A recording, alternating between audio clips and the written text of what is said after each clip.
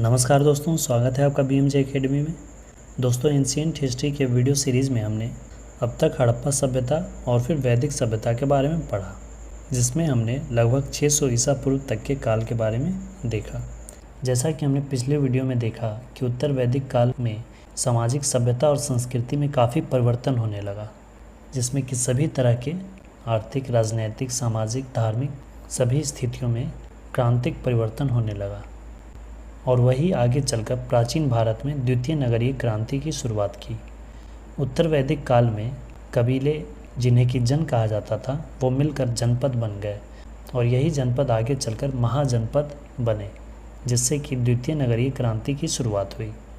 आज के इस वीडियो में हम देखेंगे कि उत्तर वैदिक काल के अंत में ऐसे कौन कौन से परिवर्तन हुए जिसमें राजनीतिक स्थिति, आर्थिक स्थिति, सामाजिक स्थिति में क्रांतिक बदलाव हुए। तो आइए दोस्तों शुरू करते हैं। द्वितीय नगरीय क्रांति। 600 ईसा पूर्व के आसपास के काल को द्वितीय नगरीय क्रांति कहते हैं, क्योंकि इस काल में राजनैतिक, सामाजिक और आर्थिक व्यवस्था में काफ़ी बदलाव हुए। इस काल को बुद्ध काल भी कहा जाता है। भारतीय उपमहाद्वीप में प्रथम नगरीय क्रांति हड़प्पा काल में 2500 से 1500 ईसा पूर्व पहले घटित हुई थी और इसका क्षेत्र सप्त सैंधव प्रदेश था, जबकि द्वितीय नगरीय क्रांति 600 ईसा पूर्व काल में घटित हुई और इसका केंद्र गंगा यमुना दोआब का क्षेत्र और बिहार का क्षेत्र था। नगरीय क्रांति शब्द का प्रथम प्रयोग गार्डनर चाइल्ड ने अपनी पुस्तक द अर्बन रिवॉल्यूशन में किया है। ये पॉइंट याद रखिएगा। नगरीय क्रांति का सर्वप्रथम प्रयोग किसने किया? तो ये किया था गार्डनर चाइल्ड ने अपनी पुस्तक द अर्बन रिवॉल्यूशन में। बुद्ध काल अर्थात 600 ईसा पूर्व में नगरों का उदय तेजी से हुआ। इसके निम्न कारण थे। पहला कारण, शासक वर्ग का विकास।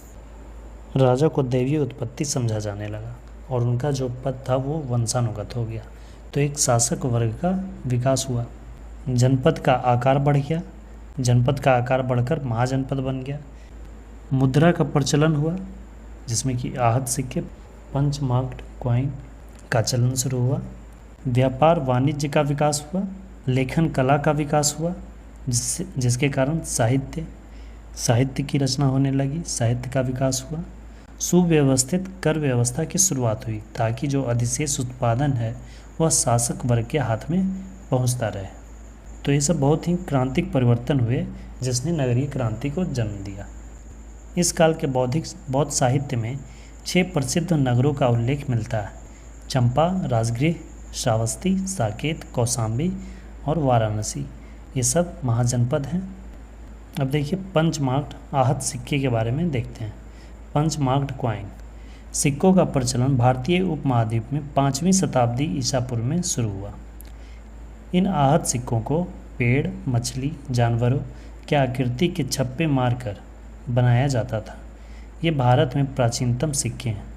आहत सिक्के मुख्यतः चांदी के मिले हैं, कुछ तांबे के सिक्के भी मिले हैं। बौद्ध साहित्य में आहत सिक्कों को कारशार्पण या कहापन कहा गया है। सिक्कों का अध्ययन न्यूमिस्मेटिक्स कहलाता है। व्यापार और वाणिज्य में क्या बदलाव हुआ? नगरों के उदय और सिक्कों के विकास के कारण व्यापार वाणिज्य में काफ़ी वृद्धि हुई।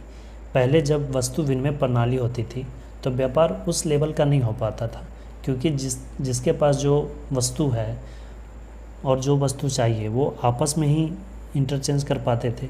लेकिन जब सिक्कों का विकास हो गया, जब किसी भी वस्तु के बदले सिक्के मिल सकते हैं और सिक्के के बदले कोई भी वस्तु मिल सकता है, तो व्यापार में बहुत ही तीव्र वृद्धि हुई, जिससे कि व्यापार वाणिज्य में बहुत ही बड़े स्तर की वृद्धि हुई और इससे आयात निर्यात में भी काफ़ी वृद्धि हुई। वाराणसी बुद्ध काल में एक बड़ा व्यापारिक केंद्र बन गया था। इस काल में 3 प्रमुख बंदरगाहों का उल्लेख मिलता है: भड़ौच, सोपारा और ताम्रलिप्ति। भड़ौच पश्चिमी तट पर सबसे प्रसिद्ध व सबसे बड़ा बंदरगाह था। इसे भृगुकच्छ या बेरीगाजा भी कहा गया है। यह वर्तमान गुजरात में था। सोपारा महाराष्ट्र के पश्चिमी तट पर था और ताम्रलिप्ति बंगाल में पूर्वी तट पर था। जब व्यापार वाणिज्य में इतनी वृद्धि हुई तो श्रेणी संगठन की भी स्थापना की गई। सर्वप्रथम इसी काल में व्यवसायियों की श्रेणी और श्रेणी धर्म का उल्लेख मिलता है। व्यवसायियों का संगठन या एक ही कार्य करने वालों का समूह श्रेणी कहलाता है। तो अभी जो यूनियन जिसे कहा जाता है उसे उस समय श्रेणी कहा जाता था। और श्रेणी के प्रमुख जो होते थे उन्हें श्रेष्ठिन अथवा जेत्यक या फिर सेठी कहा जाता था। और व्यापारियों की जो श्रेणी होती थी उनके प्रधान को सार्थवाह कहा जाता था। तो ये कुछ प्रमुख बिंदु थे जिसके कारण द्वितीय नगरीय क्रांति की शुरुआत हुई, जिसमें कि सबसे प्रमुख कारण था आहत सिक्कों का चलन में आना और शासक वर्ग का विकास। इसके अगले वीडियो में हम महाजनपद काल के बारे में पढ़ेंगे, जिसमें प्राचीन भारत के सभी 16 महाजनपदों के बारे में हम विस्तृत रूप से देखेंगे। दोस्तों, वीडियो पसंद आई हो तो अपने स्टडी ग्रुप्स में भी शेयर करें। वीडियो को अंत तक देखने के लिए धन्यवाद दोस्तों। जय हिंद।